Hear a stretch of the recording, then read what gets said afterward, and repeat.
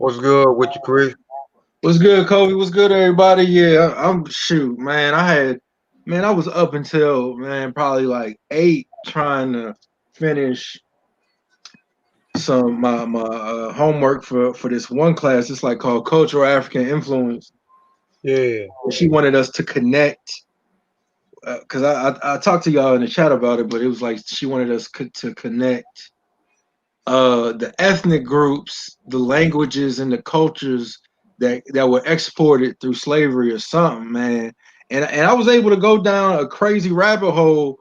Vasa gave me some good links to kind of build off of, but man, I was able to kind of link. I don't even know what I'm gonna end up using this for because I'm gonna have to expand on it, but I was able to link a whole bunch of different people from certain states with ethnic groups in Africa. Yeah. And it was just it's crazy how many connections there are. Yeah, Yeah. felt right there.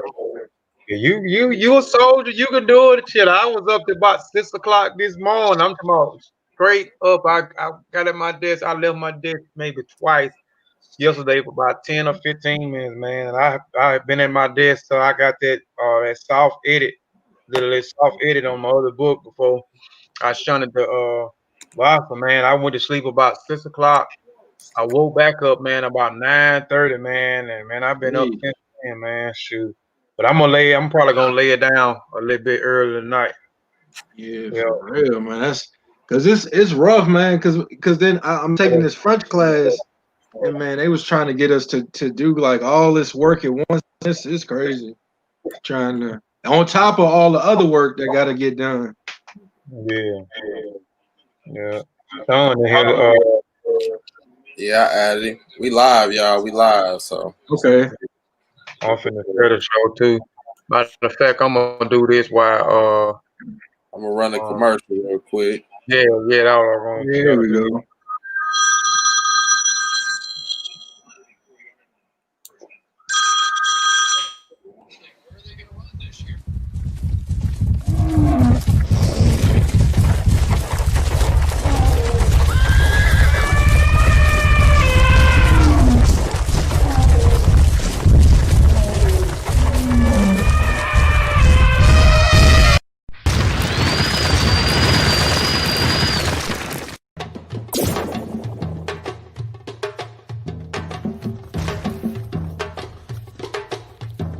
Alright, ladies and gentlemen, the books was in.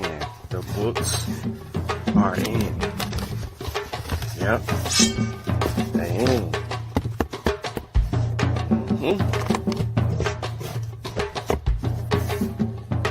They here.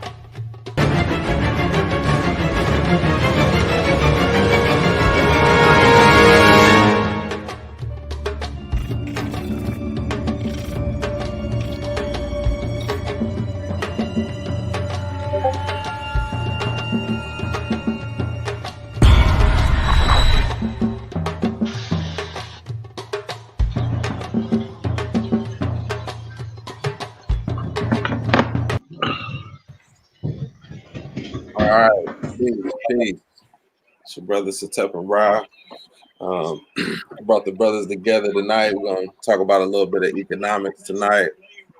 I put a couple slides together so we can deal with some working definitions, and we'll discuss everything after that. But I'm gonna give everybody a chance on the panel to introduce themselves. So we start with Kofi. Yeah, you know me. I want to say ETM Hotel. Do I cool, do I Fatmu Alafie, Fatmu Iwa Pele, Majuba Ibi Gungun, Majuba Ibi Gungun, Majuba Ibi Ilakba, Majuba Ibi Ilakba, Igungun, Kiki Igungun. I always had to give honor and praise to the ancestors because without the ancestors, we wouldn't be here. Welcome back to Kofi Paisai TV. I am Kofi Paisai or Ren-E Kofi Paisai. Welcome back to the show.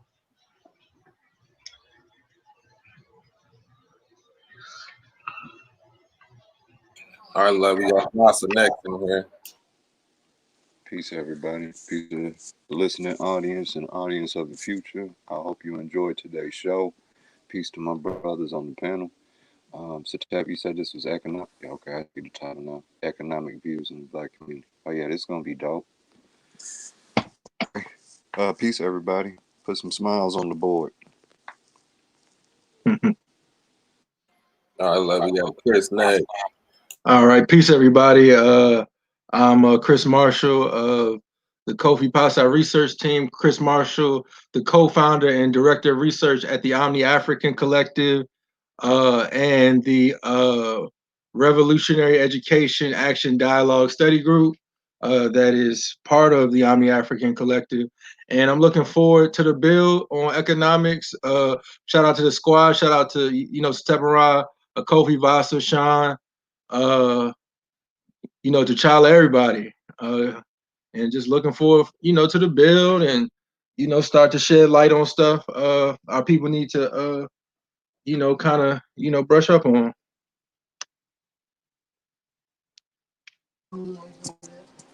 All right, last but not least, Sean. I don't know if you're working or not, but Nah. ETM Hotel, Rennie Sean. Welcome and peace. My name is Sean. I'd like to thank everybody for tuning in to the Kofi Pasa Research Team economic show. We got some powerful brothers on the channel, the panel tonight. Make sure that you take heed to the conversation. Kofi always say, get your pen and paper ready, but I'm gonna say, keep your mind prepared. Stay mentally prepared for what's going on. I mean, we don't just go live to kick tires, argue and debate. We actually try to liberate the mind of our brothers and sisters in the midst of not only a pandemic, but social injustices and economic ills that always continue to be to give black people a black eye, so to say. Whether you're here in the Americas or in the diaspora, economics is a struggle in other places that have certain systems in play. So, with that being said, man, you know what I'm saying? Look what's scrolling across the bottom of the screen. Make sure you guys go out there and pick up from Spears the Pen Volume 2 of our projected work, and look for more information coming and other books, possibly coming, as well as projects. So with that being said, I'm gonna mute out and then I'm gonna chime in when available. all right, yeah. And like you said, y'all see that. Get your pre-orders. The brother Sean came out with the book, coming out with the book one night before bed. Only 30 copies. I already done put my order in. Kofi put his order in. Brothers done put their. Y'all better get them before we get them. So, yeah. So now that everybody said their epithets, we can get into the show. It's a pretty complex word, epithets. Well, I read epithets. Can I make an announcement? I recently became an uncle of a beautiful little girl named Kalawa. I just wanted to throw that out there. She's about 2 months old, roughly. Y'all will meet her soon. Her name is Kalawa. Yeah, she's born on her birthday is October the 2nd. So everybody get to see who Kalawa is on October the 2nd. That's a beautiful name too. All right, so y'all can see my screen.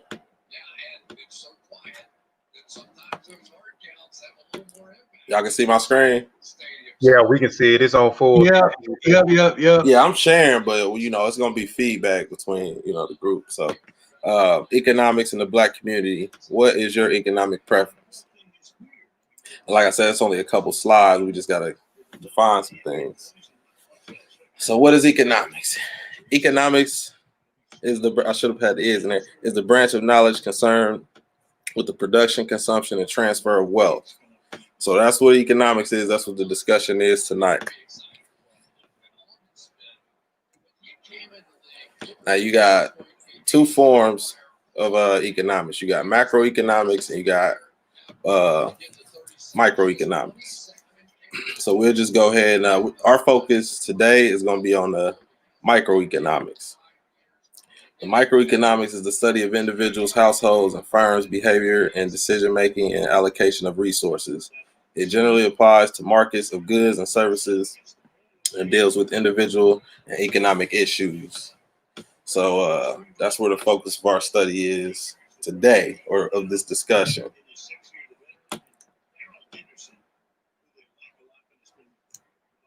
All right, so common economic systems, and I just threw a couple up here with some definitions for people for the chat. Me and Kofi, we was talking yesterday, and like a lot of people, you may lean more towards a particular economic system, and you didn't even know it.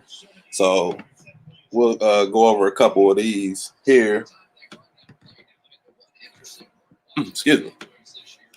Capitalism. Capitalism is an economic system based on the private ownership of the means of production and their operation for profit. You got, and I would say that's one of the most common systems over here in America. And we'll deal with capitalism a little bit more, because I heard some things on the Brother Chris show as well about capitalism. So I believe that's going to be a good discussion. But you have communism, a political theory derived from Karl Marx, advocating class war and leading to a society in which all property is publicly owned. Each person works and is paid according to the ability and their needs. And you have socialism. We're dealing with the isms today. So socialism, a political and economic theory of social organization which advocates the means of production, distribution, and exchange should be owned and regulated by the community as a whole. So I know a lot of people may lean towards socialism, and they may not even know it. All right, a couple more. Communalism is a political philosophy and economic system that integrates communal ownership of confederations of highly localized independent communities. Then you have the laissez-faire, which in French, it's a French word, allowed to do, a policy of minimal government interference in the economic affairs of individuals and society. And an example of laissez-faire would be like taxes. Whenever you do something, you got to pay taxes. The government enforces taxes.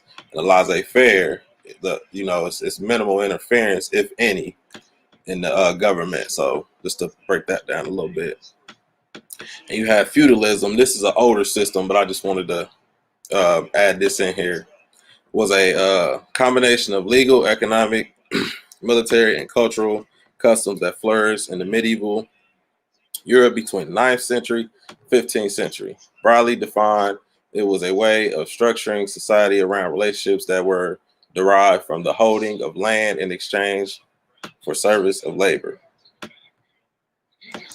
Then I got a couple these are the last two right here. I got Garveyism in here.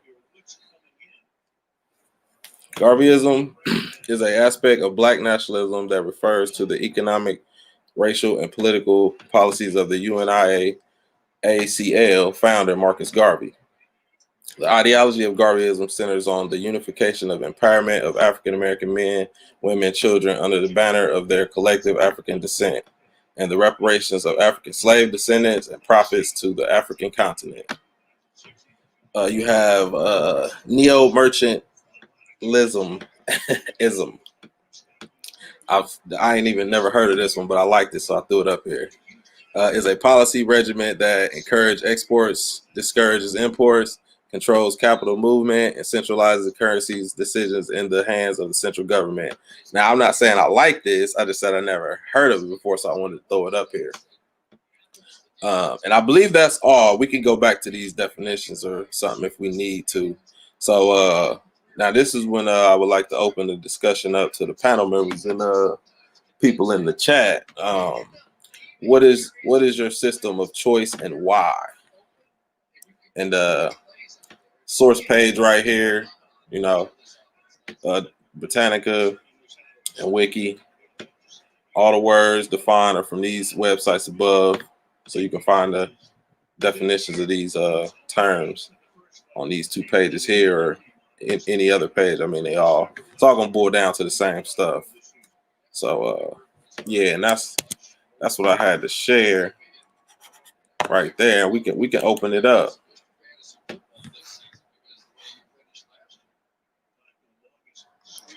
Your mic muted, Kofi. Oh yeah. So where you want to start? Are we gonna start with the first working definition with what was that? Capitalism was the first one, right? Capitalism. So like but I mean, if you got other systems that you feel we should discuss, we can also add those. Those are just some of the ones that I felt that was common and I should put up there. But yeah, capitalism is the one that we're currently in right now. And well, I guess let me start it off. Like, so when it comes to my economic preference, like, so I like the idea of capitalism, because it's private ownership. I control the means of production, and I'm doing it for a profit. You know what I'm saying? So if I start a business, it's all on me. I like the idea of that. But I also like the Garveyism as well, because I fall under a lot of these guidelines, being that I'm an African American man, I'm a descendant of Africa, and I should be profiting from being a slave over here. You know what I'm saying? But other people profit from that, even in the continent. Like, so I'm for that too. But like, I know a lot of people. Well, I don't know a lot of people, but like, I know some people try to shy away from capitalism a little bit because we're not the ones in position of the capitalism system. Like, we're not, and some people are, but not a lot of us are. We're on the other end of that spectrum, to where like if the Indian at the gas station, for example, like we spend our money there buying juice, buying pops, cigarettes, blunts, all this shit. But like in a capitalist society, he's profiting off of us in our own community and not funneling the money back into the community. You know what I'm saying? Kind of like, yeah. So it's a catch-22 with it, but I would like to be on the receiving end of capitalism. So that's where I'm at with it.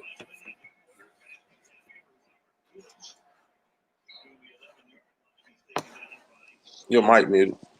Yeah, I'm applauding it. I was going to tell you, man, throw capitalism back up there real quick. Now, throw capitalism up there real quick. And then the capitalism, so they can see the capitalism again, and then throw Garveyism up there.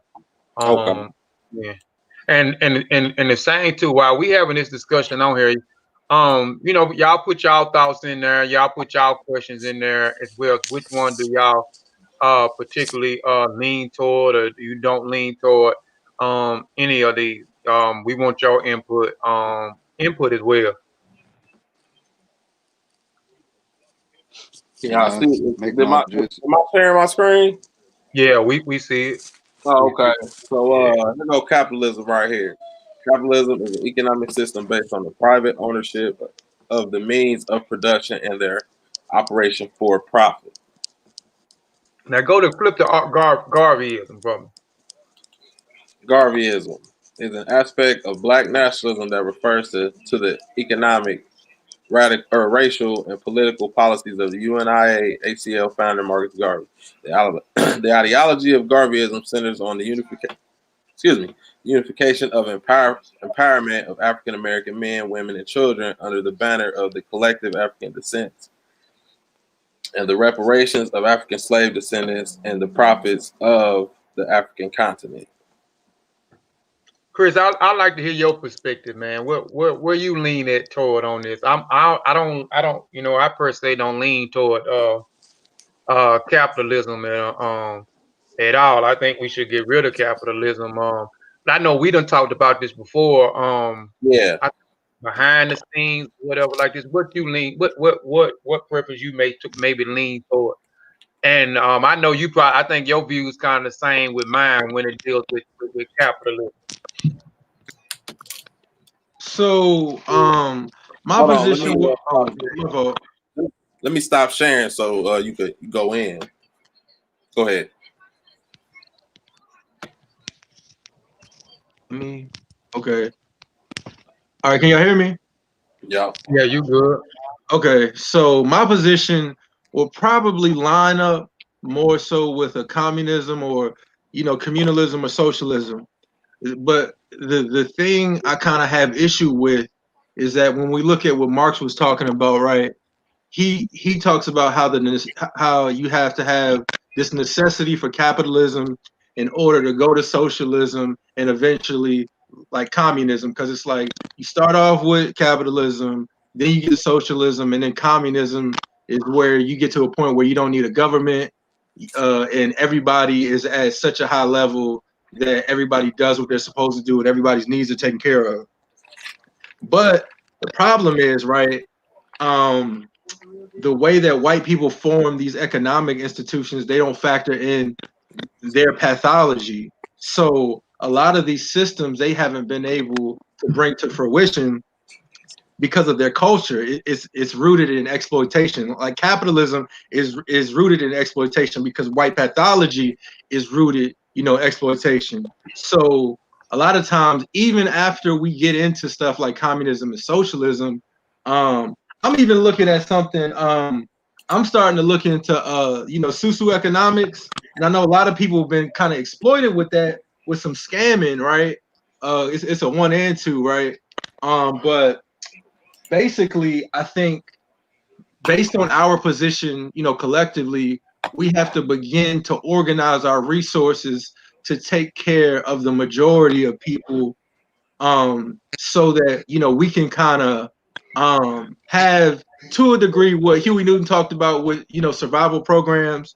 And just real quick, my analysis of capitalism is just that even if black people are able to perform black capitalism, it would basically destroy the planet, because the way it's set up is to maximize and steal all the resources, while a small group of people have all the resources, while the majority is stuck in poverty. So my position is that we begin to, even once we get into socialism and communism, we got to really get into develop our own African economic system, to where we map out the resources, map out what people need, and it will probably be more detailed. And that's why I'm starting to study, Fukuyama. I know, like Asar, he always talks about Fukuyama, but the Mbongi got a lot of details in terms of how we would redistribute the resources, and then have the proper type of governance to deal with each issue. Because a lot of times, white people, they're not real good with governance, as we can see with America. So we got to start to implement African systems, of governance, to where a lot of stuff will make more sense, be more details. So that's kind of my position. Okay, I like that. Kofi, was you gonna follow up after that, or you want me to swing it to Vasa? Your mic muted. Yeah. Swing it to Vasa real quick. I'm gonna come back in. I want to touch on something Chris said too.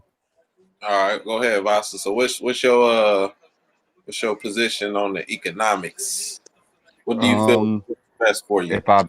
If I picked one based off the definitions you gave, just off the definitions you gave, I would rock with Garveyism. Which one? But if we was to use Garveyism, but if we was to look at economics and the etymology of the word, this is why I say it. It's the management of your home. I'm gonna restate that and put the emphasis on it. It is the management of your home.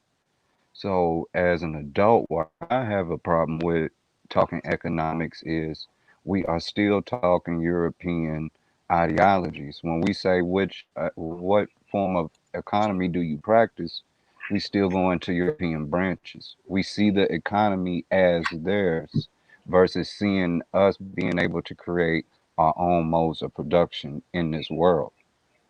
And I think we should start thinking towards that versus do we need to be capitalistic or communist, socialistic, any other of the isms that's listed versus us creating our own idea of how we want to run our home. And Chris hit it right on the head. If you really, I'm not an economist, but I do like history. If you study the origins of capitalism, you're going to get Adam Smith. But the person I really want you guys to be aware of is a man named Thomas Mann. That's roughly the 1500s when he would have been alive. 1500s, maybe early 1600s. I give him credit for being part of the origins of capitalism, and he has a statement to where it's we need to sell more of our goods to strangers than we consume of theirs of any type of value. So the whole idea is to exploit. You get everything and nobody else gets nothing in return. That's the origins of capitalism. And as this is forming and is coming out of mercantilism and feudalism and those things, they created this ideology that y'all hear me talk about, that See, limited Bossa, liability. Yeah, hey, go ahead. Bossa, that falls under the neo-mercantilism right there. The neo-mercantilism says is a policy regimen that encourages export, discourages imports, controls capital movement, and centralizes currency decisions in the hands of a central government. That sounds kind of like what you leaning towards. Well, no, I'm just defining that's the origins of. You right on point to say it's under the banner of mercantilism, because capitalism wasn't fully functional yet, historically speaking, when Thomas Mann was alive. But his ideology is going to affect your Adam Smiths and those that come later and create the system. You get where I'm going? That's why I was. Oh, you know what? I just looked dude up and it says school or trade. It says merchantless or whatever. So yeah, that lines up exactly with him. Yeah. Yeah, and mercantilism comes out of feudalism, and that's just, basically saying the peasants are going to have a little bit of control, and this happens roughly after the Black Death, and your lords they losing But it also control of feudalism. It also says, where you well, I'm reading reading. Yeah, I'm just reading the Wikipedia. It says, mercantilism is an economic policy that is designed to maximize the exports, minimize the imports for economy. It promotes imperialism, tariffs, and subsidies on trade goods to achieve that goal. Yeah, I mean, shit. If that kind of sound like what Trump did. But it goes. That's let's just say that's the forefather of capitalism. And then capitalism is going to be the forefather of one that we didn't list earlier, previous on the show, but globalism. And all that has to do with them going back to the origins of economics itself. They're defining this world as their home. This system is their system. They're looking at this whole damn planet as if it's theirs. That's where I have a disconnect in my heart. I know I'm forced to live in the world that is, but in my heart, it's like, nah, I don't want to rock with none of their systems. Period. Point blank. I don't think our ideology should be let's get enough of this money to buy our freedom. I don't see how that's going to work. I'm not knocking nobody out there trying to make a good life for themselves and having nice things. That's not what I'm saying. What I'm saying is, who told you that you can't create your own system of trade and you can't create your own systems and modes of production? If we want to have these conversations, those are the ones I want to learn about and lean towards versus having to keep doing what they doing on the opposition side. Well, what is a good life, Foster? I mean, I know we sold on this thing of the American dream. We want a piece of the pie. We want the American dream. So what is a good life? I mean, because me personally, a peanut butter sandwich and a big booty in my face, but I'm different. But no, I mean, just think about it. We gotta eat. We know we're human, so we gotta eat, and then we need ways to express ourselves. Your economy should be equal to your culture. How you live should be equal to what your economic system is. You know what I mean? Once upon a time they just called us hunter-gatherers, and we used the quote-unquote barter system. But ain't that the same thing as what we see in camaraderie and family and all them other beautiful aspects of life? I mean, no one man can eat the whole cow by himself, especially at one sitting. And we've known So this. you That was just a natural part of survival. You get what I mean? But they got it to so you where didn't not like only do I want this, not only am I going to kill that cow, I'm going to claim that cow, I'm going to eat by myself, I'm going to make you do the work, and then anything you want from it, you're going to have to buy from me. You can't go hunting. This is where we have, see, in order to have this conversation, we got to go back and we got to look at, what's the man's name? Oh, the Leviathan. We got to go back and look at them social contract theories. And when European was coming out of man being able to hunt and sustain for himself and leaning towards government to provide those things for you, this creates the concept of the invisible hand. People would trade up their certain privileges, like being able to go hunt, being able to go to the river at any time to get your own water, for I'll just pay the water bill and I'll have it handed to me. But you lose the privilege of being able to discover, explore, and express yourself in that process. You're trading way more than you're gaining. And this is how feudalism works. Somebody in the chat said feudalism is too close to slavery. It was. Feudalism, they Yeah. locked you to the land. You know, you was somewhat free, somewhat, but you couldn't go nowhere. So if you busted your ass and you did everything you're supposed to do, they come and tax you at the end of the year. You still got to use what? You still got to take your grain, go to the Lord, go to the manor. He's going to convert everything to your breads, your wines. He's got the smoker to cook your meats. He's still getting the biggest piece of the pie, and you still doing all the work. It's exportation. It's never about helping nobody out. It's never going to be equal. It's just not. It's just not. I don't see it. If it would be, people would be catching up by now. They've been doing this for 500 years in this country. Remember, this country was really predicated on people getting their goddamn bags or treasure chests. How come we all don't have it yet? All And right, in let's order for them to keep it, look at the BS and what do you call it? The bailouts and all that other. Look at how they did the land, and the land will tell you everything. Follow those Homestead Acts and every other act they did, and just follow how it works. Look at the wars. Who was fighting? What was they fighting about? And you're going to see this is all about who's going to control the economics, who's going to control the board. So we do need to have the conversation, but we need to have a conversation from our mind, not theirs. I'll be quiet. Yeah, let's get Kofi's views on it. Kofi ain't.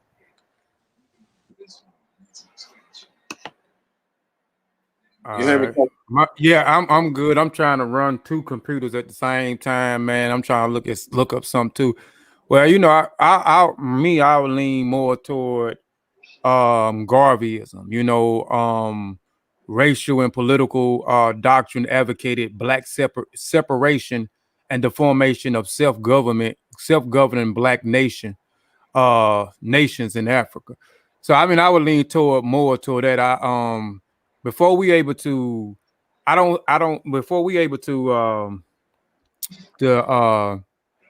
you know, participate with anybody else, we got to take care of our own self. We got to take care of the house first. Before I do anything else outside, I'm gonna make sure my house straight before I'm able to do something with somebody else. So I think, man, you know, but I mean, even that's tricky though when we dealing with that. You know, when we dealing with doing for self, we building, you know, and sustaining our own self, we building our own government, we coming up with our own politics, we coming up with our own economics. And the reason why I say that's tricky, but I stand on us doing for self, and we self-govern ourselves. But even with whoever got the best plan, like we were talking yesterday, and I was telling you, whoever has the best plan, or whatever we decide or we create, the first thing, man, before we even start talking about self-governing ourselves or how we going to sustain ourselves, you know, how we going to create opportunities for ourselves, man, we going to first have to establish love for one another,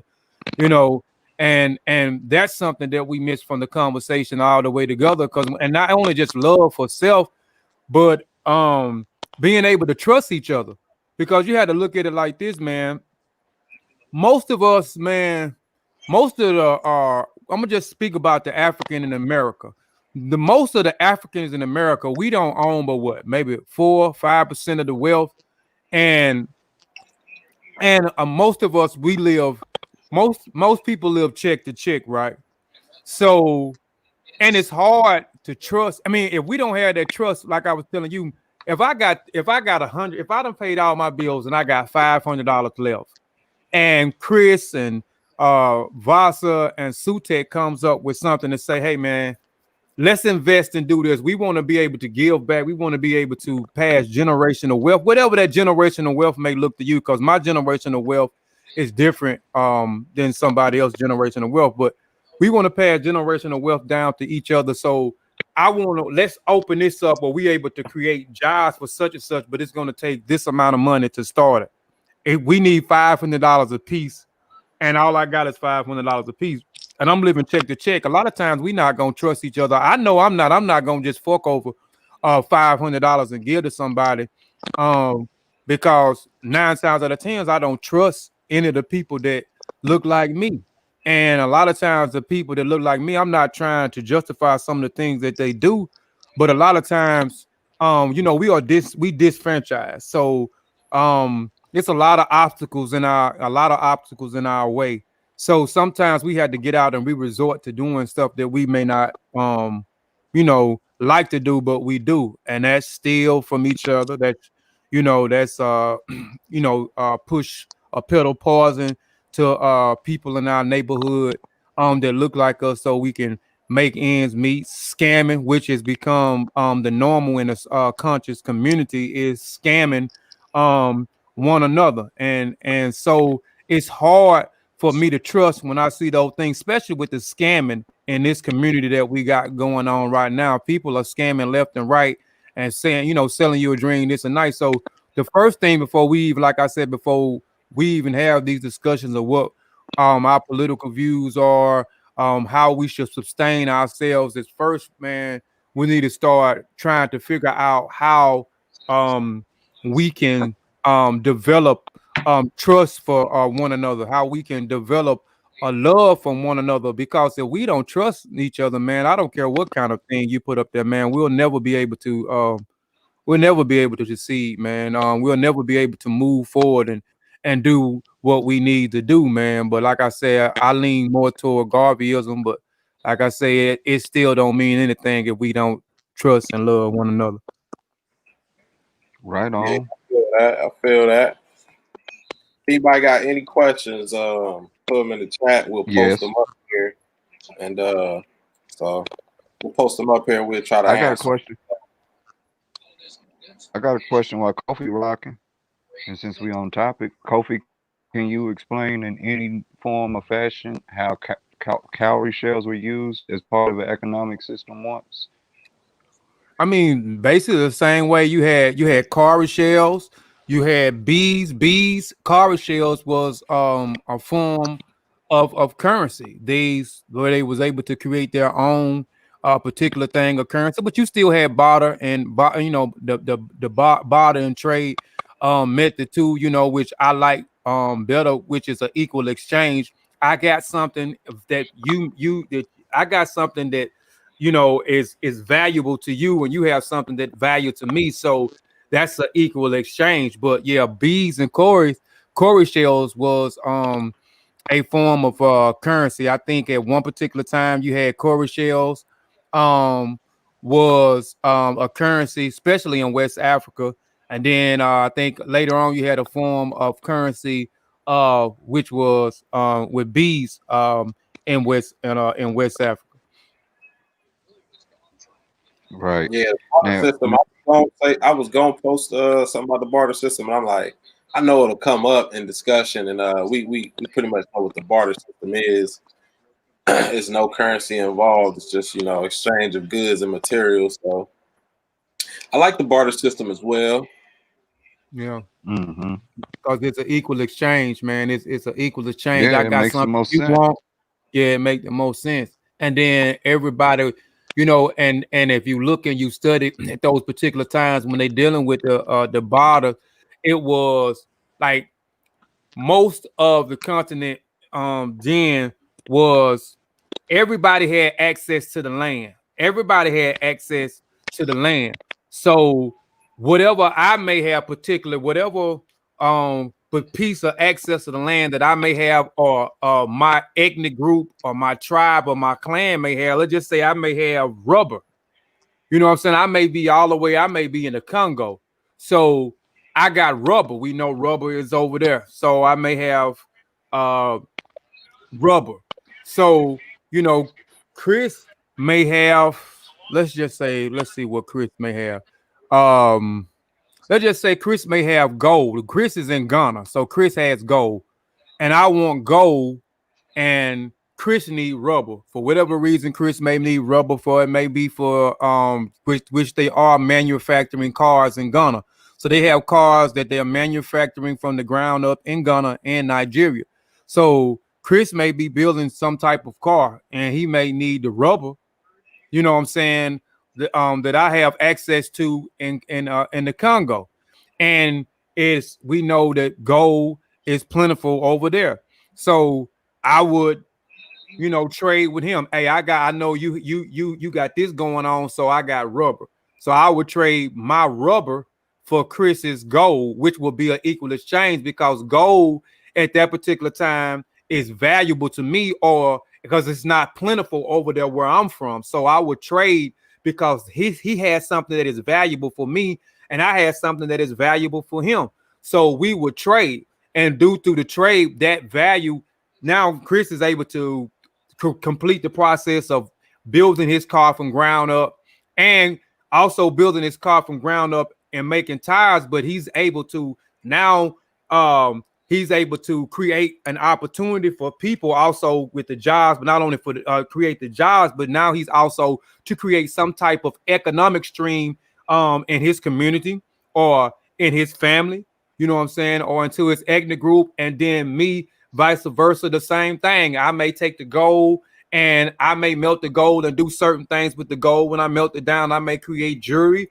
I may create, I may use these things to decorate these homes that I'm building, you know what I'm saying? So whatever the reason, so the barter system, man, is great for us. And then the former, like I'm saying, the studying, everybody had access to the land. It was at a particular time, if you look when you start studying that, it was you know, nobody had more than the less. And even those that had not, even when you got rid of the marriage, that's why marriage was also important too, because if I was giving away my daughter, he had to pay a dowry, because now I'm giving away something. So now even, you know, even when you deal with the marriage aspects of the thing, so even I'm losing a hand, that hand is helping me out in my community or my family, because we know children is children is a valuable asset in each community, because we know 4 hands is better than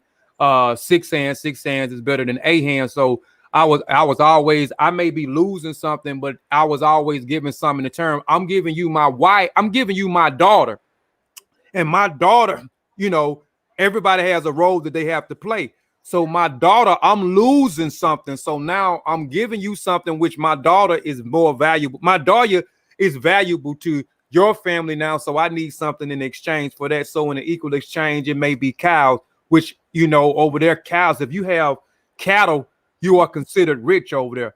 So I need more cattle, you know what I'm saying? Or whatever the dowry may be, excuse me, in exchange. So I love that the bottom sickle, it's an equal exchange. What you think, Chris? Well, to touch on kind of what Voss has talked about in terms of feudalism, Black Marxism is a good book. I guess the first 3 chapters, well, probably the first 2 chapters more specifically touch on how feudalism laid the ground for, you know, capitalism, but it's all a European system. Like one of the things I learned and I talk about quite often is how white people always needed like an immigrant population to work for them. So they always had to get other white people, you know, I mean, they could never get the people who they lived around like to actually do the work. They always had to get somebody from somewhere else. You know, whether it would be like the Dutch trying to get some Germans, or some Germans trying to get some Italians, or Italians having to get Arabs, or whatever. They could never get people where they were, you know, to work for them. The other thing, in terms of, you know, economic systems, like one of the things that we got to work on is dismantling capitalism so that our people can control, you know, the resources, like where they are. Another good book, I know it was shoot, what's his name? You know, it was Amilcar Cabral's birthday, I think yesterday or 2 days ago. And he was an agricultural like engineer, and he was able to really map out all the resources in you know, Guinea-Bissau and Cape Verde, and let people know, you know, what we had, and how to get control over it.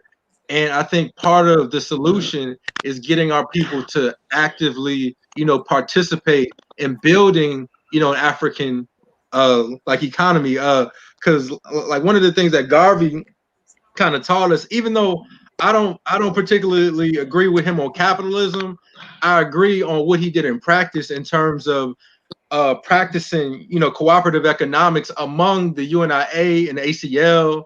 And he was able to really, you know, develop people. Now, touch And on that, bro. Touch on huh? that. Touch on that. The relationship with Marcus Garvey and capitalism. Well, I mean, I think from my observation, I think Garvey had an issue with communism because of the relationship he had with white communists. Now, my position more so would be that had Garvey been able to interact more with the indigenous African like economic system, then he wouldn't have felt the need to really, you know, defend capitalism the way he did. And I think part of what we got to start doing is getting back into indigenous African, you know, economic systems, to where you start to get into pastoralism and being a part of how you know, distribute like all the resources. But Bingo. I mean, like what's interesting is as we start to liberate certain things, we'll see how stuff works in stages that we define versus, you know, the European. Because like the European, they only are deciding whether the ruling class is going to be in control or the working class, but we still not going to be in control. But they try to sell it to us to help them free themselves, but it's not necessarily going to be freedom for us, if that makes sense. I like that. I like that. And the reason why I asked that, because that's what I said. I seen Kofi was kind of shocked when you brought that out a little bit, because like I like Marcus Garvey, and I like what you brought to the table as well. That's why I wanted to have this show and this discussion, is because everybody is gonna have a different, you know, economic way that they think they should go about things. Notice I said they, not we, because I don't think it's one solution that's going to take us to the promised land. I believe it's going to be an amalgamation of, you know, what's best for the people in the area that you in. So it's good that we got a lot of different perspectives on here. I think we got Sean on here, so let's see what we got a question. We got a question in the audience though. Okay, let's see where Sean at, and then we'll highlight this question. You on here, Sean? Yeah, man, I'm on here, man. You know what I'm saying? I was trying to sign books, man. My bad. I was signing and dropping off some books. You know how it go, bro. When you're trying to push the line, you know, push the spears of the Mossy, you know, it's a little children's book drop off, you know, my bad. I'm working under this capitalistic system, you know what I'm saying? So I got to sell our products. So if you got the whip on your back, you better get it. Yeah, man, whip on the back. Nah, man, I do want to add a little bit to the discussion. You know what I mean? Y'all all touched on various different perspectives of the conversation, and I just want to kind of just give y'all my take on this whole thing. Like, as far as, you know, I think you posed the question earlier, like, you know, which system and are you more in favor of, and so on and so forth. But you know what? I'm like you. When it comes to it, I like to like have things in my own hands. Yeah, I'm under the Garveyite perspective of doing for self. You know, I just feel like doing for self for me has worked more, and I just hate to say it, man. I just had more trust in my own abilities to get things done than to count on somebody else to do it for me. And I think the streets um made me that way. You know what I mean? Like I wouldn't put nothing in another person's hand and then expect them to come back with my money. I wanted to count it all and do everything else. I wasn't about taking my, you know, my supplies and redistributing them at wholesale to other people. That was not my thing, because I felt like that was taking money out of my pocket if I did that. I wasn't trying to hate on nobody else and nothing like that. I just felt like if I had it, you know what I'm saying, I'm gonna run it up on my own. And then if they ain't got it, they going home, or they going to go lay up. But I'm gonna sit right here and bang me all the way out. So that molded me into a do more for self type of an individual, and it made me. I was a little bit economic savvy at that time because I was familiar with like network marketing and, you know, what people call pyramid schemes. But that's all life is, it seems. And so I was like, you know, that ground up building, that was so that fundamentalist perspective was my thing. So I kind of like looked at it at all. And then I know, you know, when you're talking about, when you're looking at things now culturally, I identify as an African, um, you know, and identifying as an African, or what is an African, you know, we ain't got to really define that or get into that conversation. You know, we were more so socialist from the perspective that we kind of dealt with each other on a level of bartering. You know what I mean? I know they say like most, you know, like they would kind of equate bartering to socialism if you're looking at systems, right? So I knew if I don't got it, you got it. If you don't got it, Kofi got it. If Kofi don't got it, Chris got it. If Vasa don't got it, T'Challa got it. If none of y'all got it, Sutek got it. So one way or another, one of y'all gonna have it. If I ain't got it, and then if I got it, you know it's gonna come back around. So we all support one another in all of our endeavors, and we just recycle our money. You know what I'm saying? It's kind of similar to what some people was doing with the little scheme with these little what was it? They add people into their little circle, and then everybody get a turn and get the little bread or whatever, and Yeah, then go from there. But we are actually trying to produce things that's tangible for other people to be either a part of or appreciate and show value in that as well, and be a consumer of those particular products. So man, we do have to create systems that work better for us as a people, because we are left out of the different economic, what I want to say, what's the proper word that I want to use? You know, because you got elitism. Oh man, come the boys in blue. They're going somewhere fast. But you got elitism, and then you have all of these different economical structures that favor one people over another. Like you just heard Chris break down pretty much an outline on how Europeans did business and or looked at things from that perspective, right? And I think that was true. So look at how the European actually operated. They all sunk their teeth and their hands into West Africa before they got to other parts of that. And they fought wars off off the coast of the Atlantic over Goree Island and other places that actually had forts. They wasn't on the land. They were off the land going to war with each other. They built forts to defend themselves against other Europeans coming in trying to conquer and do whatever it is that they needed to do. So when the New World opened up to them, who did they go get when they knew the Indians couldn't do something? They went and captured them Indians when they came and took them back to Europe and found that they was unproductive. You know what I'm saying? And then they had us up there. We was doing way more work. So Chris is actually spot on. That's why I said this conversation is much needed. And I don't want to get all over the place, but you know, that's my perspective. And I try to sum it up real quick because y'all touched on a whole bunch of stuff. Okay. Can I say one Okay, sentence I like that. off of what Sean said? Hold on, Vasa. And Hold Sean is on. absolutely Hold on. right. Hold on, Vasa. Hold on. Because we almost at an hour right now. So Mhm. I wanna run this back. I got my notepad and I'm just wanna run everybody's perspectives down. So I got me, Capitalism Garvey. I got Kofi Garvey. I got Sean Capitalism Garvey. I got Vasa Garvey. I got Chris Communalism, Communism, and Socialism. Is that correct?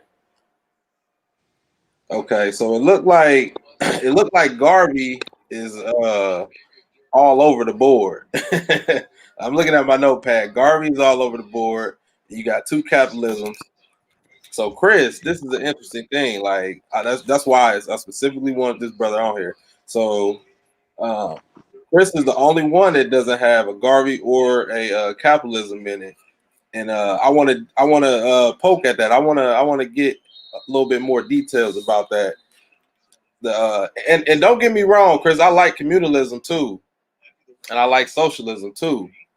The communism thing. Let's talk about that because like that used to be like a thing back in the day to where people you watch them old movies in like the 50s or the 60s, they calling people commies and stuff. And I think it was the Red Scare and stuff like that in that era right there. Like people wasn't comfortable saying that they were communists, but it's people that's always been communists. I don't find nothing wrong with it. Like I said, I'm on here to get different perspectives, and I like I'm open-minded when it comes to this stuff. I'm not saying my way is the right way. So yeah, Chris, you want to elaborate a little bit more on that? So communism as an idea, I mean, to me is not like a bad thing or anything. I think being able to redistribute the resources, and then it really kind of depends on what type of government. Like for me, communism and the textbook definition of like democracy works hand in hand. But from my observation and me studying, history,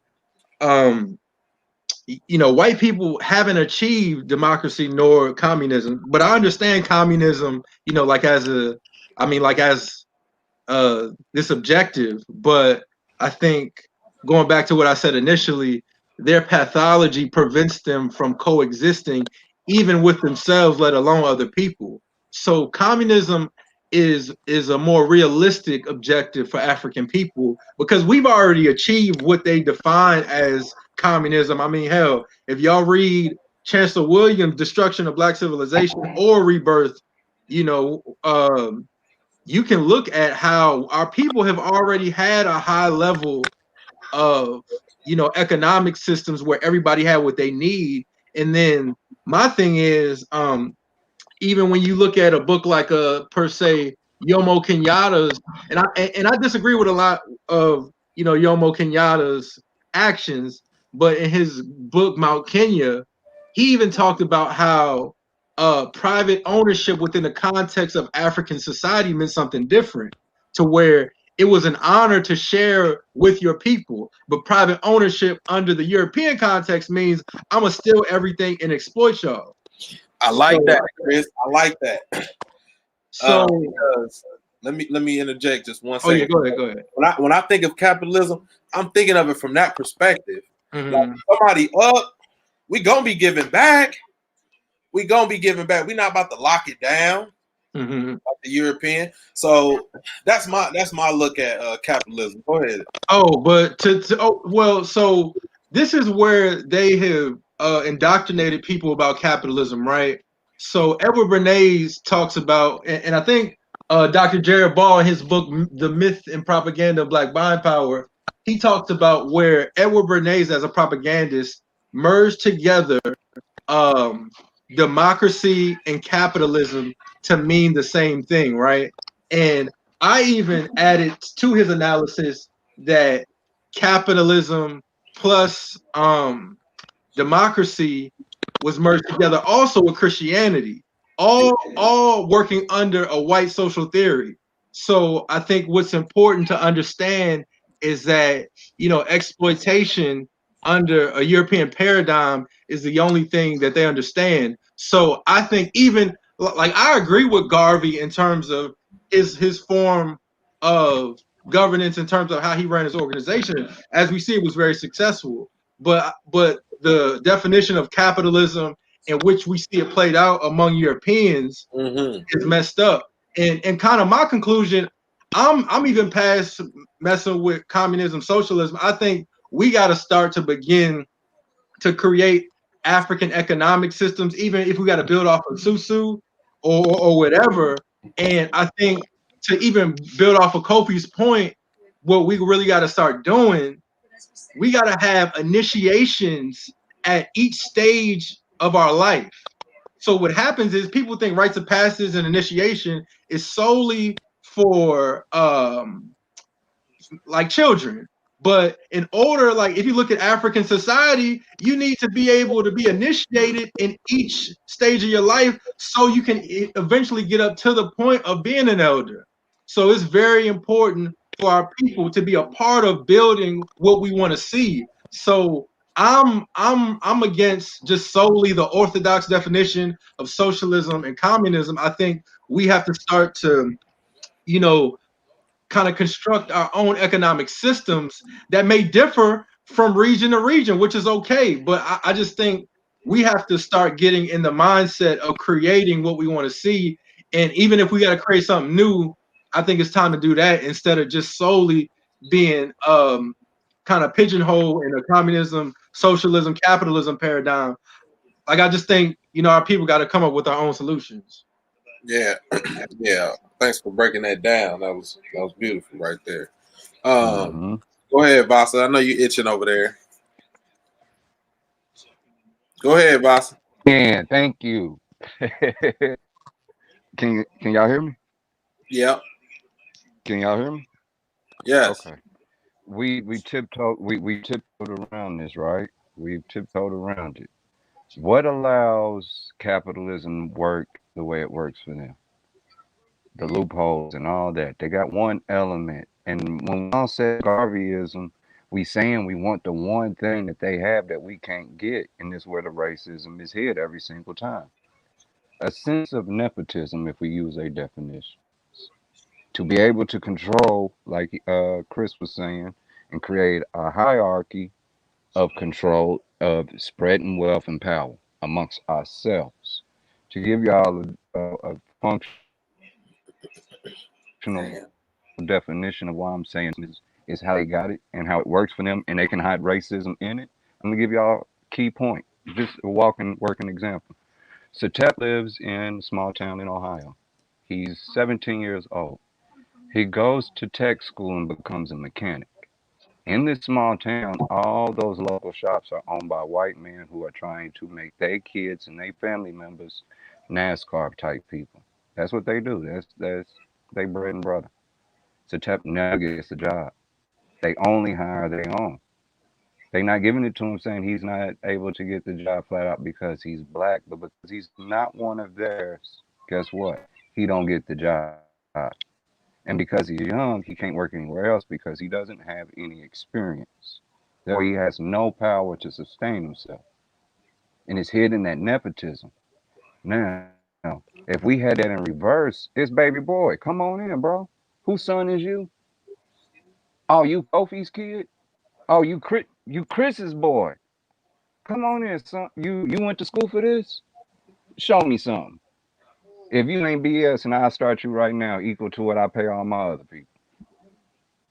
When you have that kind of power to help sustain lives and give each other a part of expressing themselves and exploring this world, when you have that power, that's when you have what? Control over an economy because you are able to take care of your home. The biggest issue Kofi brought up was our love and trust. Reason we still can't get it together here is because y'all still think you can buy your freedom. Another part of that buy your freedom is buy your confidence. You have to look good in this capitalistic market. You have to have that good credit score. You got to have enough money. And if you're not getting that, then you can't hold your head up as a man. So you want what? You want that power to be what? Equal to what? Who the fuck are you trying to be equal to? Nobody stops and asks that question. You're chasing this idea, but whose idea is that? It's not your idea. But the simple fact of the matter is we smart enough to realize what it takes to sustain life on this planet. We need clothing, we need food, we need family, we need each other, we need the good times. We got to work and exercise, keep our bodies right. We got to loosen up and have some fun. We know all these things. We can create our own economy by just living amongst ourselves. All that other is going to come into play. But if we keep on playing and advancing their systems, we only making them stronger, which makes us psychotic because here we are, we screaming, that's not what we want, but we do it better than all of them. The number one commodity in America since it started being the United States has always been on the back of black culture, plain and simple. It formed its music here. We talk about it all the time. Kofi loves to bring up the core. I'm going to always slap banjo to it.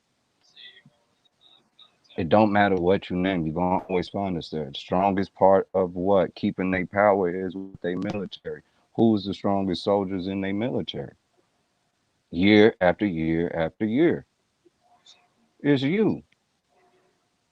But you are stuck in your own head. You're trying to buy your own way to success through their system and they selling it. So if their idea is getting you to buy success from them, you are only giving them success that much quicker. So we need that nepotism. You know, if we're going to look at their definitions and understand them, there's nothing wrong with that. We're intelligent beings. We just process information. Utilize that information. That's how I look at this conversation. Do we have any questions in the chat, Bossa? Yeah, I want to get to some questions, man.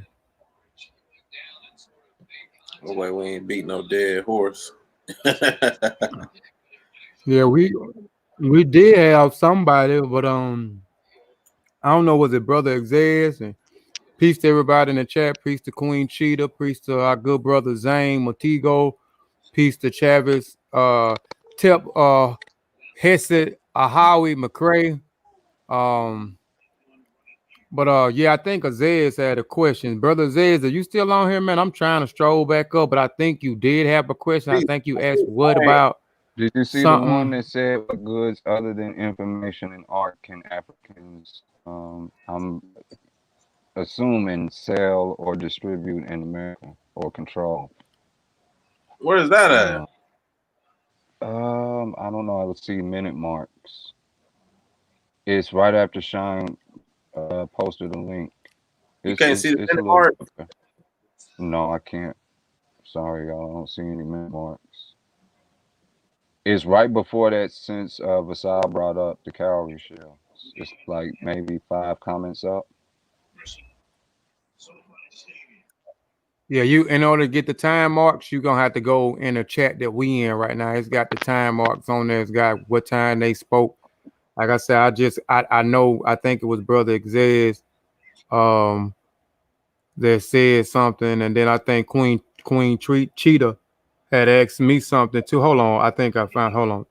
He said, "Which Azez Fall says peace to Brother Azez." That's one of our Master Warrior Clan brothers. Peace. He says, "What y'all think about the Susu group economics passing around the pot?" That's from What's Brother Exez. I don't know how to. What's the time? It's 8. Can I touch on that? 8:21. 8:21.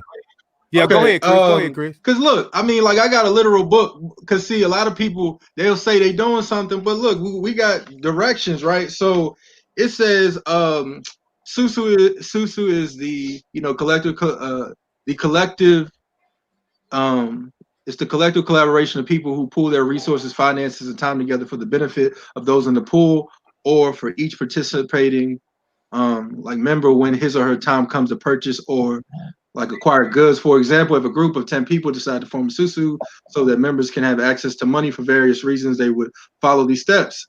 All members put in an equal amount of money per month, such as $100 per month. A total of $1,000 will be collected every month. Susu member John, who was first on the list to receive the collected amount, needs $2,000 amount to use. Because John is first on the list of 10, he receives $2,000 in 2 months. John continues to put in $100 per month, while the next person on the list, he waits to receive $2,000 2 months after John receive his. Mary, the second in line, continues to put $100 in the pool, and the third person on the list gets his amount when his turn comes up. This goes on until the last person on the list gets $2,000. After 20 months, John becomes first on the list again, and his turn to use the money in the pool begins again. So, like, it's not supposed to be something you use to scam, but what I kind of see it as, or what a lot of people would define it as, is like nationalizing resources, right? So I think this is something that whether or not, and I guess in a way it's kind of like paying taxes, taking a percentage of your money. But because people don't have an African worldview, because people weren't initiated into how we think as a group, then people will have a European worldview and take it as an opportunity to scam and exploit people. So what has to happen, Dakar Kilimanjaro said, first you got to get people's, principles, and you got to get their ethics in order. So I think a lot of times we'll want to skip steps and get straight to the work, but you got to make sure that people have their proper values. And if people don't have the proper values, then it doesn't matter what you do, because they're going to betray you anyway. So I think part of what we got to do, like Kofi talked about in terms of getting people to love one another, we really got to get into the process of making sure that everybody has the same values, so we can build trust. And then as we trust people, then we can build an economic system. And then what can happen is we can redistribute the resources so that we can organize it to meet everybody's needs. And then it can be a situation to where when you do work hard, you do get the benefit. Because under capitalism, the way stuff is set up currently, when you work hard, it doesn't really mean a whole lot, because you're being exploited. Because, as Mark said, he said profit is theft. So we got to move from theft to earnings. So if you work and you do something, you should get all of that. It shouldn't be about profiting off of somebody else, but just get what you work for. Right, and that's that with the susu. I don't know if I mentioned that to you, Chris, or I think I mentioned it to the brothers a while back here.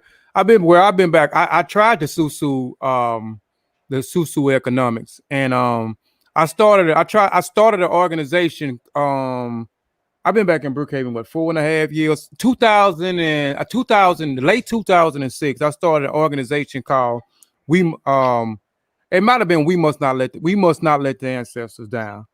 And I had these different programs. I got with a particular group of men, and then we started meeting, and then we started bringing like other people in, and people didn't trust me, even though I created a mission statement and then had other people to build around my mission statement.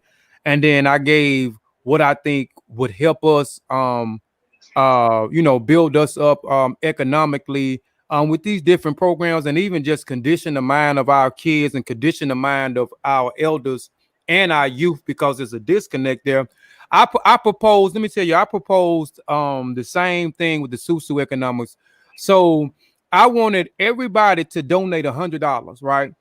Everybody, it was I can't remember exactly how many blacks was in Brookhaven, but I tried to do the surrounding area. So I did Brookhaven, Mississippi, I did Natchez, I did Monticello. So I did all these places, and this is what I told the people. I told them, if we take $100, right, we go eat up $100, we go drink up $100, we go spend $100 on an outfit like it ain't nothing.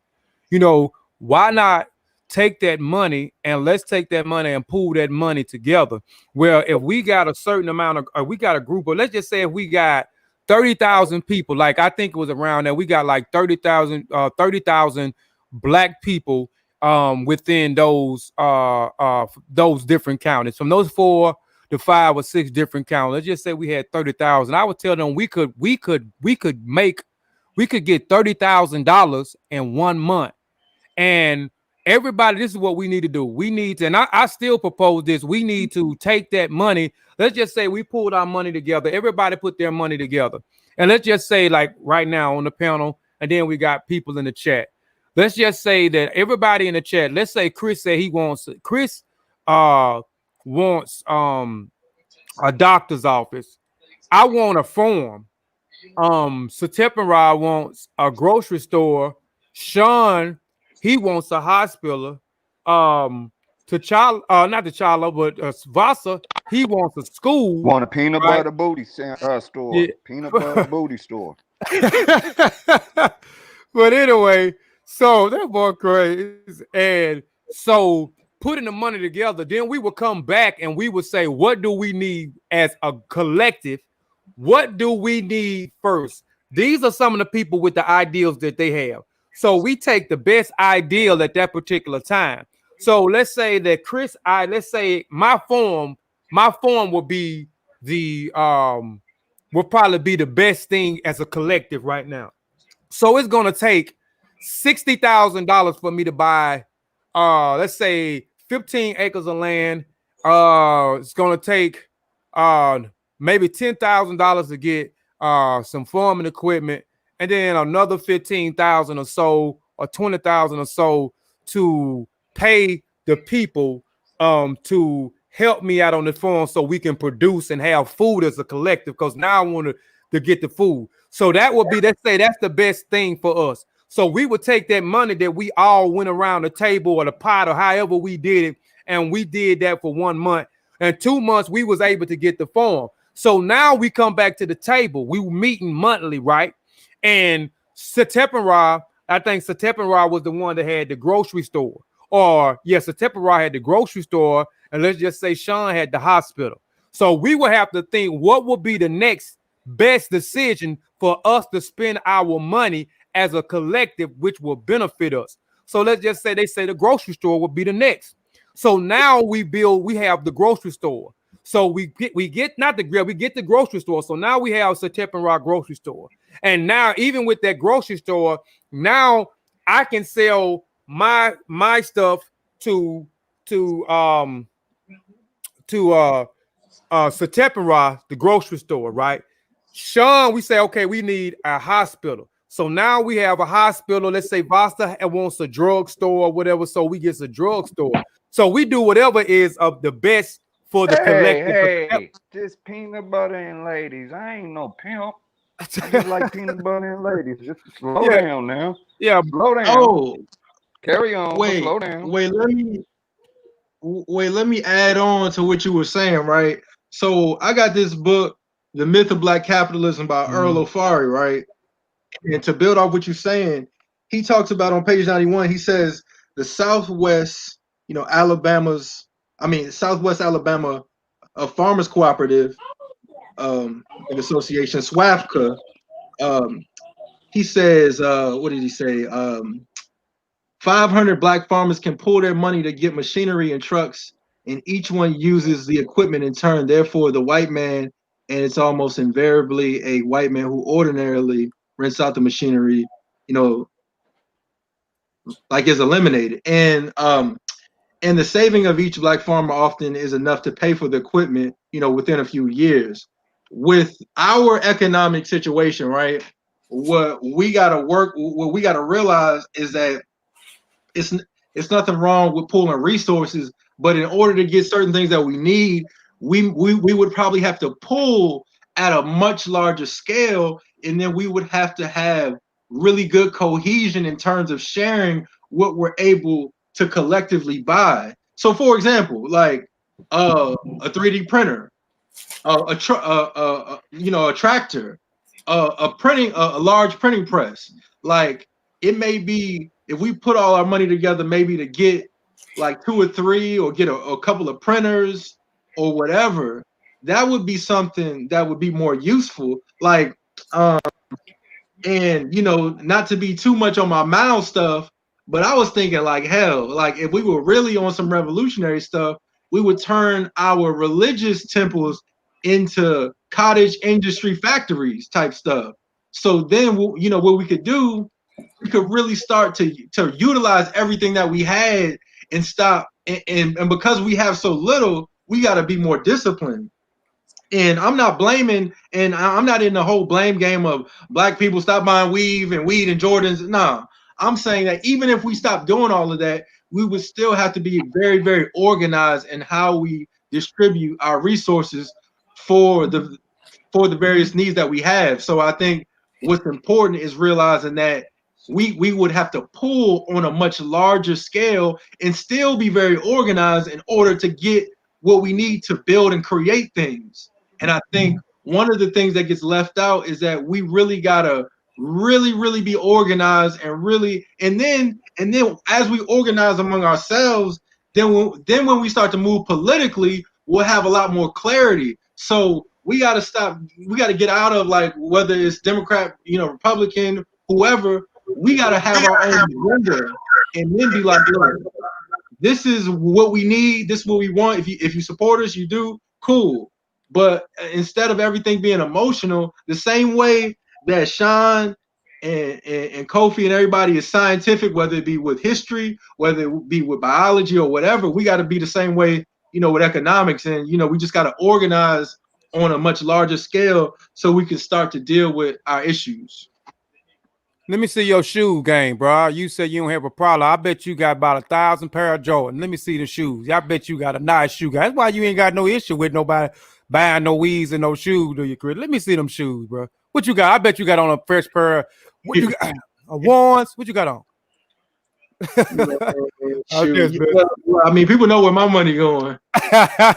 I'm just messing with you, man. Yeah, I'm saying, yeah, shoot, man. But hell, I mean, even if people do, shoot, I don't care, shoot, because man, you know, either way, you know, we gotta, you know, we gotta organize them funds, and I mean, like it ain't.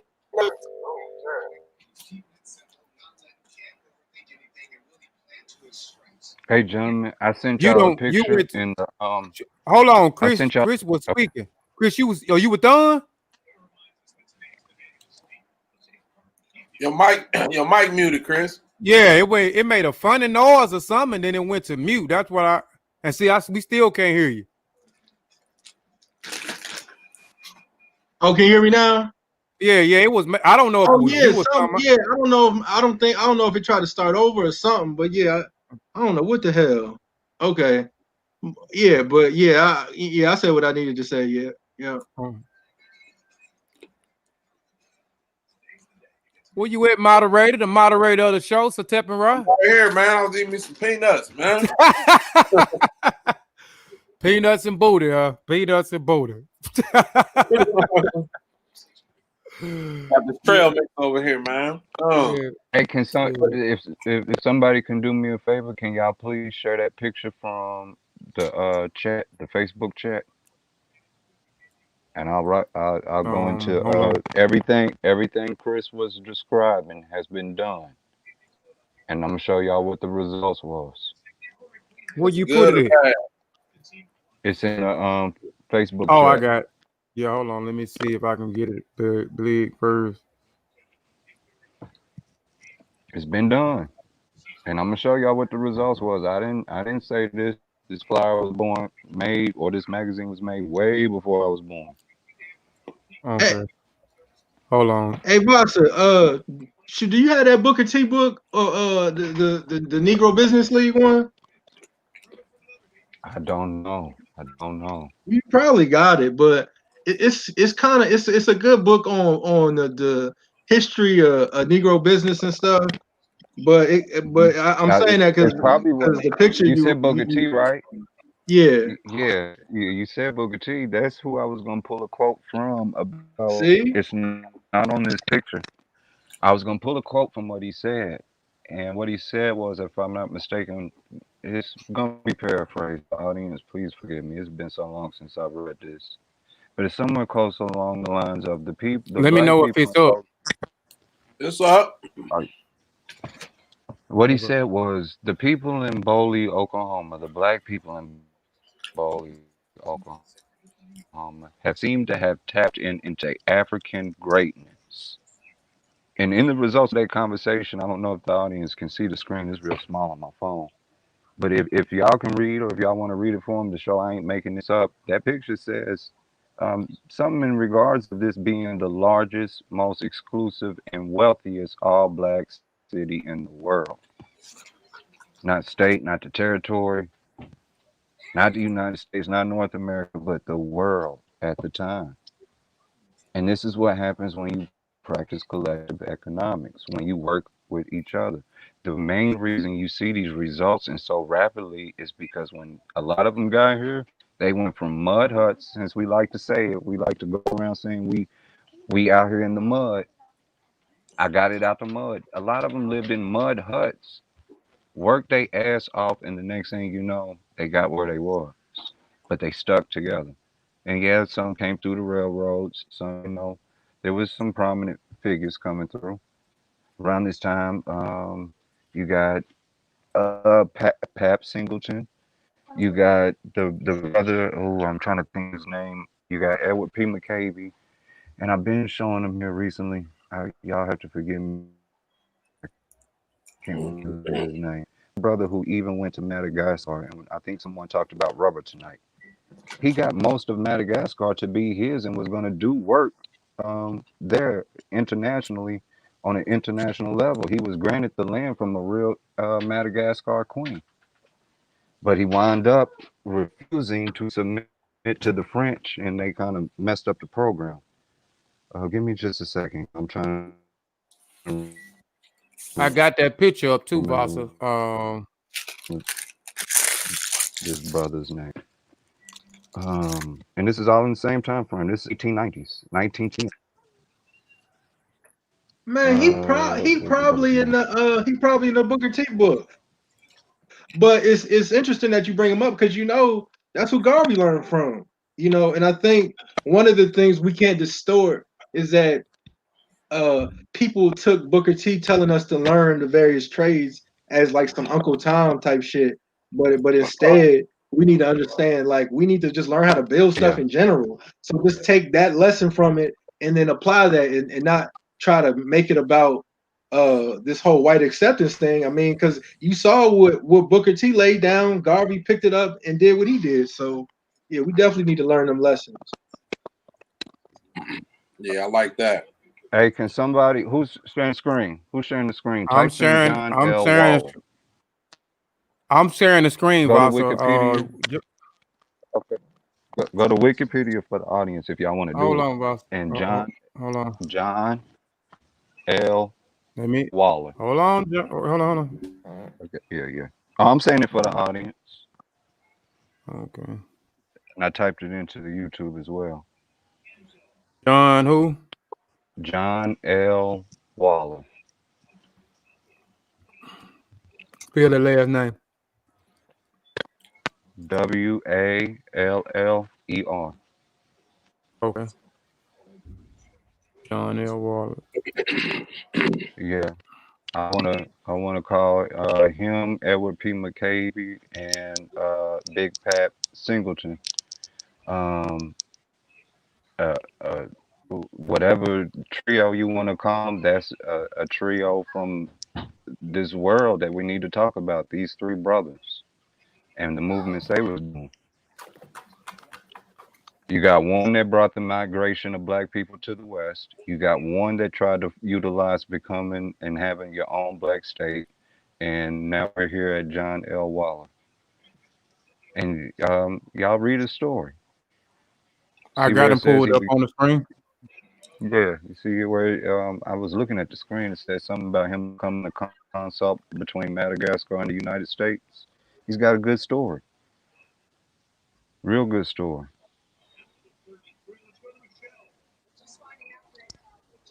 You want me to go back? American lawyer, politician. Oh, well, I'm just giving it to the audience. But if you can read into his story, look, they even mentioned Pap Singleton down there. That's crazy. But yeah, All this is right, a person we should. Jay got a question in the chat. He says, "How do we organize when many don't create the time to?" Man, that's it right there. That's it right there. The number one thing about capitalism is the control of one's energy and time. Think about that. Your work predicates your wealth in a capitalistic society. And if you are working on someone else's time, when do you ever have time for you to even create or be you? Where's your freedom at? You got to get out this system. Facts. I hate it. You got to get out of it. Well, I mean, if people don't have time to organize, they ain't got time to live. Good one. Real good one. Yeah, man. I think that the thing that y'all was talking about earlier with the $100, the Susu thing or whatever. Like, I think that's what Sean was talking about earlier when he said he was doing that. My brother, he was doing that. It was on Venmo, I believe. He was doing that, and he said it worked, but he said Venmo shut it down because they ain't like, because they was everybody was coming up. You know what I'm saying? Like, it was just trickling wealth, and they didn't want them to use the platform for that, so they stopped them from doing it. But yeah, that's a good way to do things, I guess. It's a possible way. Man, like you said, trust people. that Negro League, studying the Negro League and how they did it, man, is a beautiful story on economics. Sticking together, that's a good one. That's another out the mud. And for all those who like the gangster stuff, I'm not going to go into the details. I'm going to throw it just out there so you can research it. You're going to find some gangster stories in the Negro Leagues. Hell, Read your story. and then shoot, on top of it, if people want full transparency, we got Excel. People can put together an Excel sheet and they'll know exactly what they putting in, how much is in there, and then you can avoid all of that confusion and frustration by just putting everything in an Excel sheet and then be done with it. And then instead of somebody calling you at 2 o'clock in the morning mad saying you stole and scammed them, they can go to the Excel sheet, check it to see if the funds is there, and then go about their business. So it all comes back to a factor of organization. If you got everything on a piece of paper, you got everything organized, and everybody knows what they agreed to, then you can avoid a lot of that back and forth. And then when people have an issue, then you can say, well, hell, you agreed to what we agreed to, and it's still what it is, and then that's it. So people could get off that, like, in terms of it can't happen. All people got to do is have full transparency. Yeah, and I think since you said Excel, a lot of our people ain't computer literate for real. They cell phone literate, but they not computer literate. You know what I'm saying? You ask somebody to throw a couple of slides together on a presentation, they may not be able to do it. They may not. Man, but you want to know what's wild about that though? What's it called? Asar put up a thing about how they steal land from black people. I think it was on Vice, right? It was something about how they divvy up the land and put it in a land trust. So, like, a lot of people be thinking what we doing is like some bougie mess or whatever. But look, if you're not aware of the law and how they use it against us, like you could possibly lose like your house. You could lose everything. So a lot of our people, we just need to get up on it, because as soon as we do, it's going to be immediate benefits. Like, if we know how a lot of this land stuff work, we could figure out how to use the law to get some land. I don't know more stuff or none of that squatting, but if we look at where the opportunities are, we could take advantage of it. Hey, I looked into that squatting stuff, man. That shit crazy, man. I looked into that a couple years ago. Like, you can legit park at somebody's crib, and I think, like, if you there for a little bit, if you there for a nice amount of time, it's yours. That's crazy. They did something on that. But yeah, land. I believe that's one of the things we haven't been talking about is land as well. Because we gotta have some type of land, like you said. And I don't know more stuff, but some stuff that we can just say, hey, this our little neck of the woods over here. You know what I'm saying? And excuse me, we get that land and we get the economic popping, man. I'm telling you, man. We whether it's here or if it's overseas, you know what I'm saying? It ain't got to be over here. It could be overseas. Like if you know, we ain't gotta. And y'all know I've been talking about this a lot. Like it ain't got to be over here. Like we ain't gonna forget about America. We ain't gonna leave America, but we definitely need to expand. And I know some people like, oh, we need to work over here. I don't know, man. Sometimes you gotta see if the grass is greener on the other side. Yep. And we definitely gonna pull a power move we definitely gonna pull a power move next year when you talk about the land. I'm gonna talk to y'all a little bit about that off the thing, but we definitely gonna it kind of tie into what we were talking about yesterday, Satep and Ra. I don't want to bring it out the bag yet. Yeah, so we definitely gonna finna pull a power move next year. And like I said, it's gonna be something unexpected and something that I don't think we're gonna do, but it's gonna definitely expand on Kofi Paisai research team, which we already expanded, but it's definitely gonna expand. Hey, y'all know once upon a time there was a place where African slaves or enslaved people in the Americas was walking around literally covered in gold, right? To the point they accumulated more wealth than their masters and bought their way out of freedom and was balling out. True story. Took place in Brazil. They just don't talk about it. Them damn gold mines. And y'all decided along the way, when you realize what was going on and you're looking at your environment and your social conditions of their reality, that hold on, wait a minute. It's more intelligent if we doing all this damn work that accumulate the power and the wealth. And they fought for it and they did it. You're going to see these accounts generation after generation after generation when you look at our story. Yes, we lose a lot of our father figures and warriors along the way, so there's a disconnect in making sure our missions, nothing else, but what missions need to be implemented. That's where our disconnect is in this war. It's not that anybody dropped the ball. It's not that anybody didn't pass the torch. It's there's a disconnect in what our missions are because of these elements of war. Because you can't declare this anything else. You know, when we talk economics, Reaganomics was a horrible war on us, but it was a huge successful war for them. So you have to talk war when you talk economics. You got to talk political. You got to talk psychological. You have to talk about your well-being. Yeah, that ties in hand in hand. That ties in hand in hand. Vasa is money and wars because the only way that the executive branch can get funds from Congress is that if we're in a state of war. So whenever they declare war on something like war on drugs, war on crime and stuff like that, that's for them to allocate funds and move funds. You know what I'm saying? To Congress and stuff like that.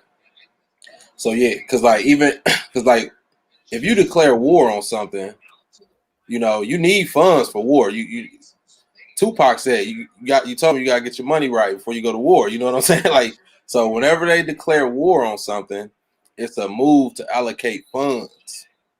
I'm telling you. Now, what you just said, what was the number one element that helped Rome expand its empire? And all wars they was doing. All them food resources they was extracting out of Africa. That one element is how they sustain that big ass army. Yep. Think about it. Oh yeah. They power base is the northern tip of Africa. Extracting all that grain. So yeah, this is it's long, y'all. This war is very, very long and it goes way back. That's where the disconnect in our missions happen. We know what we need to do because we live amongst it and we're intelligent people. The problem is how do we get it done for the next generation in time to where they didn't have to learn the lessons we had to learn. They're learning the new lessons. That's the conversation we got to get to. So I'll be quiet. Yeah. Go ahead, Kofi. You wanted to say something? Or was that Chris? Nah, I ain't have nothing. What's it called? One of the things, shoot, we about to get into Huey Newton. I think we going because we about to take a 2-week break from the study group after next week, right? As we finish Menticide. One of the things Huey Newton, one of the conclusions he arrived at, right? He basically came up with, intercommunalism, right? And basically what he said was due to the evolution of the U.S. military's technology, the U.S. ceased, being a nation and became an empire because after they won World War II, they inherited all of the territories of all of the European countries, right? Mm-hmm. So he believed that nationalism no longer exists because nobody meets the criteria of what it takes to be like a nation because they don't have the autonomy to be a nation, meaning that they don't have control over their resources. So he said, under our current paradigm, we're under reactionary, like intercommunalism, and we need to make a shift into revolutionary intercommunalism, and then eventually, communism, right? I mean, I disagree with maybe like the governance aspects, but I think under this paradigm, he really explains what happened in terms of uh, this hyper exploitation that exists under capitalism, and I think uh, as um, as we start to get what he would call liberated, territory, I think if we understand that we're under an empire, how we start to develop our strategies will be more efficient. So instead of thinking that we can't be touched in certain places, we gotta think in the context of understanding that there's an AFRICOM over in Africa. And that same military is the same military who is dealing with us over here. So, when we talk about Pan-Africanism, it's not like some feel-good stuff, but it's a practical response. Like even check out the GIOP, Dr. Bobby Wright, he quoted him, and he was like, nationalism for African people, is a defense mechanism. So it's not about like a lot of people think Pan-Africanism is this one culture where everybody does the same exact thing. That's uniformity. But Pan-Africanism is us all agreeing that we need to defend ourselves against our enemy. And we could still have all the same language, we can have all the languages, all of the culture, all of the different traditions, but it's just us working together to preserve what we have. It's that simple, and we can decide how we implement that economic system. But people got to get off this whole Pan-Africanism means Africa is a country. No, it just means that we should have one agenda, meaning we need to protect ourselves from white aggression. It's that simple. It ain't no we all have one idea, we all got to do one thing exactly the same. No, it's just protecting our self-interest. Yep. Yeah, I like that. I like that. I have a question, if y'all don't mind. One for the audience and then one for Chris, if y'all don't mind. Go ahead. Does capitalism work for women and children? Is for the audience. And does capitalism work for women and children? For for the audience, and particularly black women and children. Secondly, for Chris, because I like his style and I got to always ride with my big brother Sean. He made a statement towards the Native Americans in slavery, how they was deemed pretty much useless to their economic practice, which was the slavery.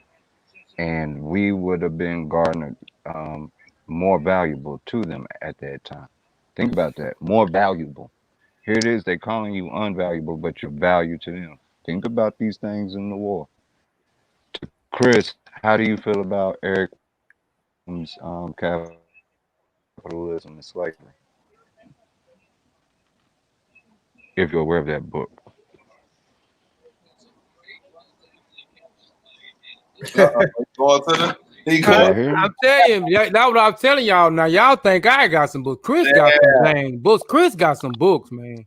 Okay. He's like, wait a minute, I can show you better than I can tell you. I mean, shoot, I gotta finish it, but no, it's a tremendous book. I was reading it along with how Walter Rodney's How Europe, underdeveloped Africa. The Cedric Robinson Joan, right here, and then the Chinwezu book. You know, low key people don't know, but Chinwezu's work is allegedly banned in America because of what he said about Arab people at the time. Because in the Black Marxism book, what's wild is while Toni Morrison was making everything shake, Cedric Robinson and Chinwezu's work was getting banned, and meanwhile, they were up talking around the same time as Amos Wilson, and just that 80s period where all of our great scholars were all in New York and in Chicago and different places. So a lot of this stuff, man, people don't really know about, and it's a lot of people, man, it's wild. I'm telling, like in Chicago, man, they don't really know what they got up here, man. It's a lot of great like black books up here, but people so used to it, they don't think nothing of it, But yeah, I gotta finish reading the Eric Williams Jones. It's really, really good. I mean, it's really good. It's really good in terms of talking about what Christianity did, the sugar plantations. And I think it would probably go along the lines of what else? What is the other one?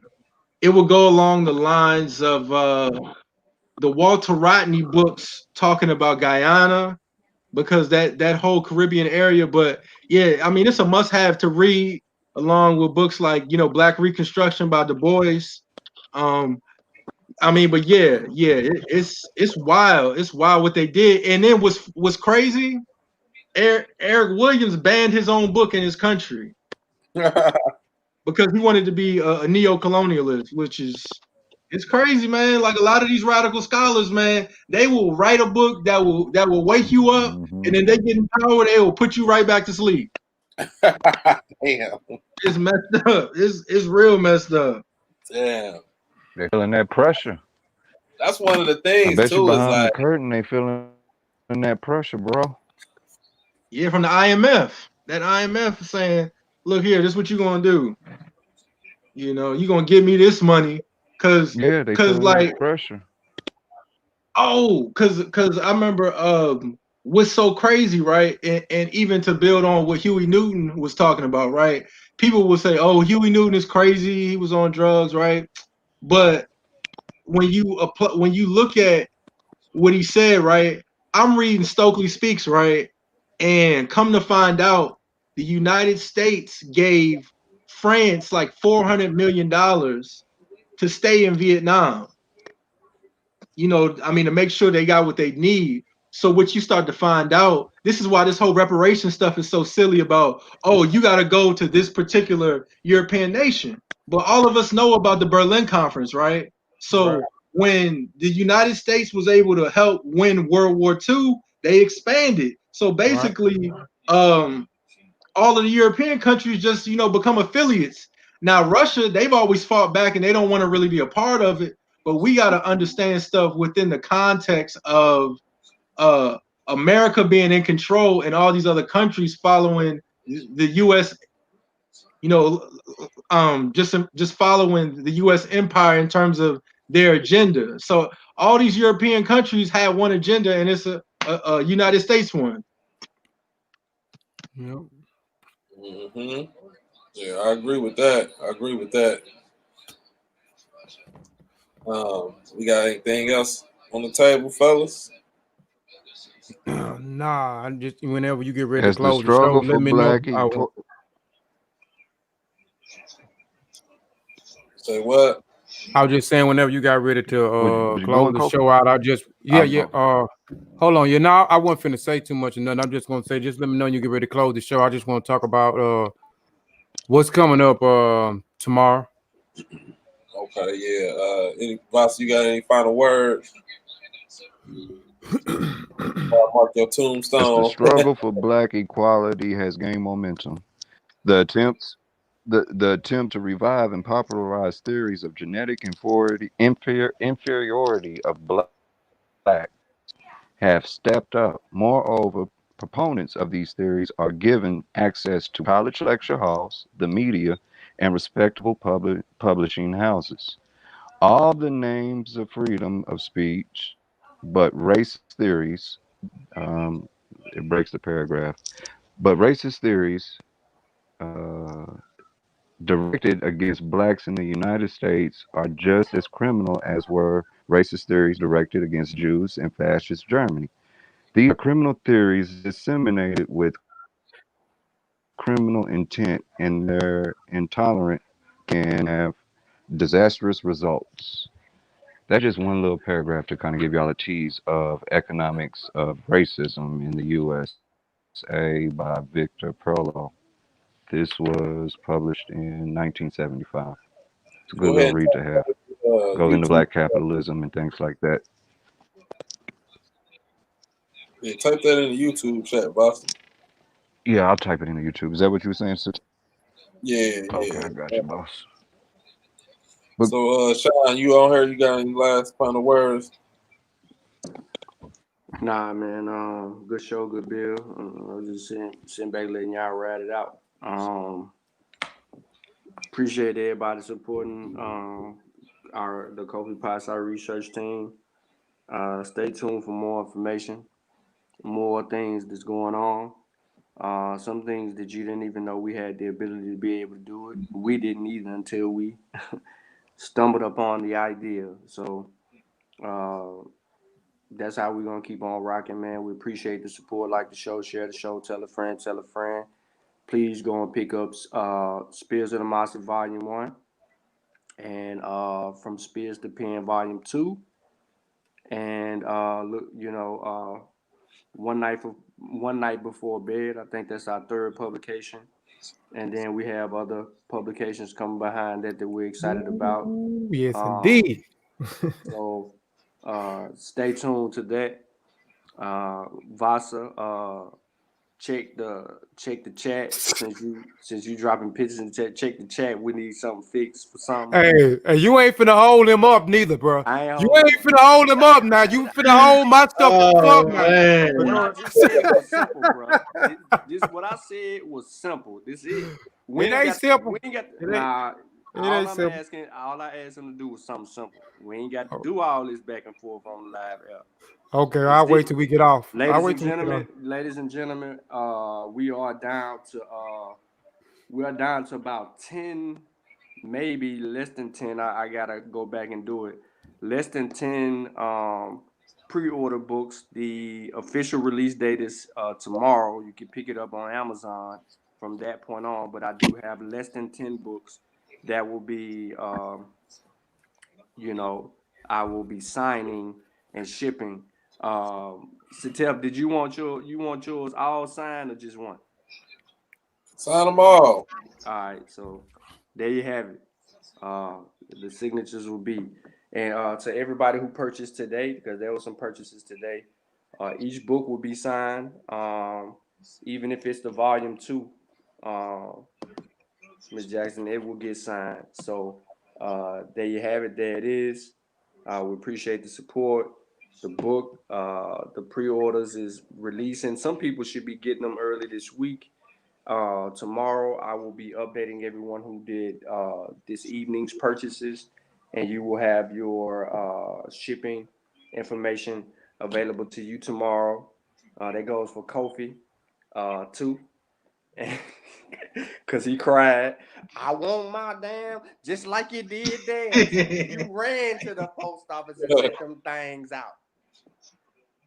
So I'm gonna be going to the post office in the morning to make sure that everybody, 1, 2, 3, 4. It's about 15 books. Is that right? 10, 13 to be sent out first thing in the morning, and then anything come after that morning time, I try to get to the next morning, make sure that we got it all out. You still can order from the Kofi Pie Side Research Team the website.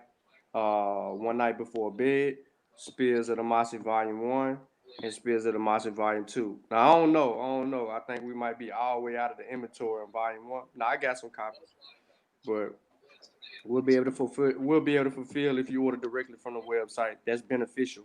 However, if you want to go and pick up things on Amazon, that's available too. We can't sign nothing you order from Amazon. I ain't responsible for signatures for Amazon. So that's my piece right there, man. Thank everybody, man. We appreciate it. We never knew that this was gonna happen.